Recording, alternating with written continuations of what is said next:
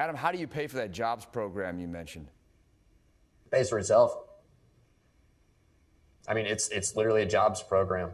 I mean, we talk about makers and takers in society, right? The makers in society are essential workers. The makers in society are the people who create value. They're not the people that sit behind their computer and just move around money and take it off the top. So when you say, how do you pay for it? Well, number one, we already paid for it in 2008. We are owed that money back. And number two, we're working for it. So we earned it. But I mean, you have to have, if you're saying $60,000 a year, somebody has to write a check to those people for $60,000 a year.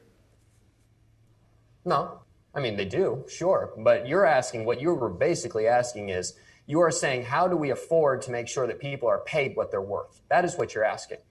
And right now, the reason you're asking that is because for years we have been told that the most you could ever hope to work for is $15 an hour.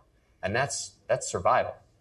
What you are talking about is the way our entire world has been built, where we have places like Walmart and Amazon, which come in and destroy the family-owned businesses that are able to pay you $60,000 a year. They destroy them, and then they replace those jobs with a job that pays a third. That's what's been happening for 40 years, and that's the reason the middle class has gotten destroyed, is because we have believed that greed is good. Greed is not good. Greed is not how we should build a sustainable economy.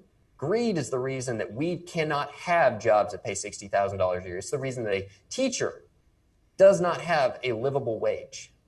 And it's because we have corporate monopolies, we have corporate cartels, and we have essentially robber barons and oligarchs, just like 100 years ago with Teddy Roosevelt, when he went to war with Rockefeller and J.P. Morgan, and he said that greed and monopolies kill capitalism.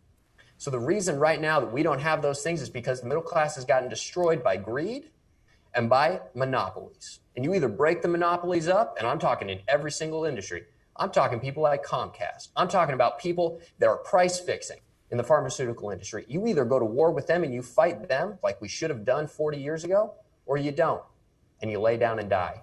That's the question is, are we going to stand up and actually fight for ourselves, or are we going to keep letting people rip us off?